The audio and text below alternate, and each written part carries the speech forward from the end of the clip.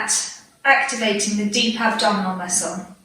Now the deep abdominal muscle is called transversus abdominis, and it's the deepest layer of your abdominal wall. So you have transversus abdominis, you have internal obliques, external obliques, and then your rectus abdominis, which is your six-pack muscle, which is the most superficial of that abdominal wall.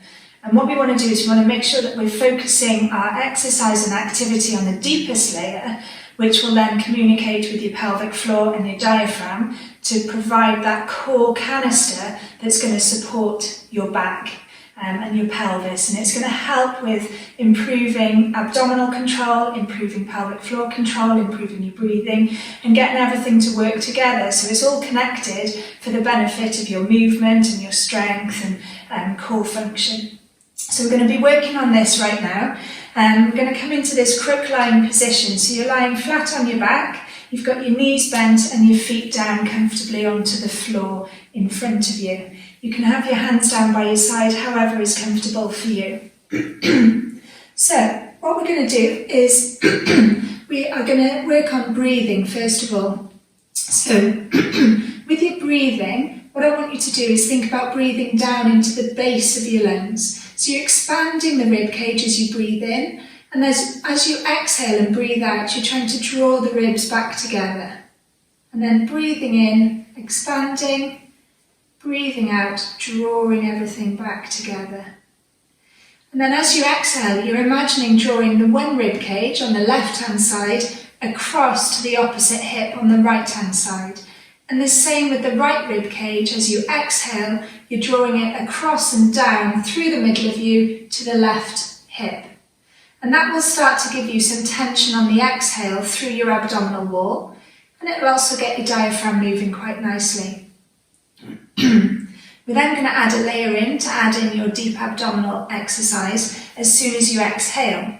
So as you exhale and you draw your ribs in towards the middle and across to the opposite hips, I want you to imagine tightening up a pair of trousers. So as you tighten up the pair of trousers, you're trying to just pull your tummy away from the trouser line, almost like you're pulling your belly button to your spine.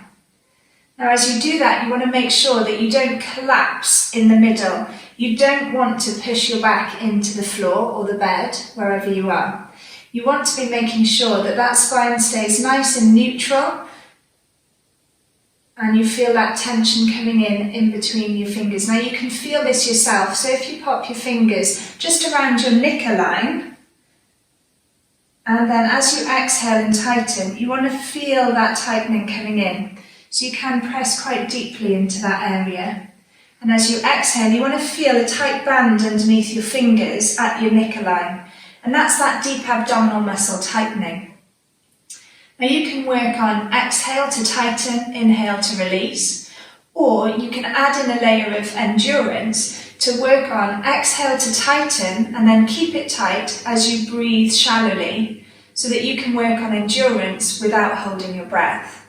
So you're going to inhale, prepare, exhale, pull the ribs in and down, tight trousers, and hold that tight trousers feeling as you just shallowly breathe, keeping that tight trouser feeling for maybe 3 breaths.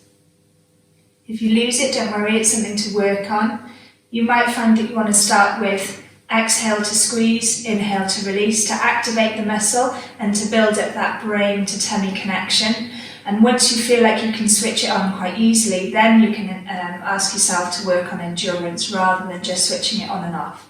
So that's something that you can progress to at a later time.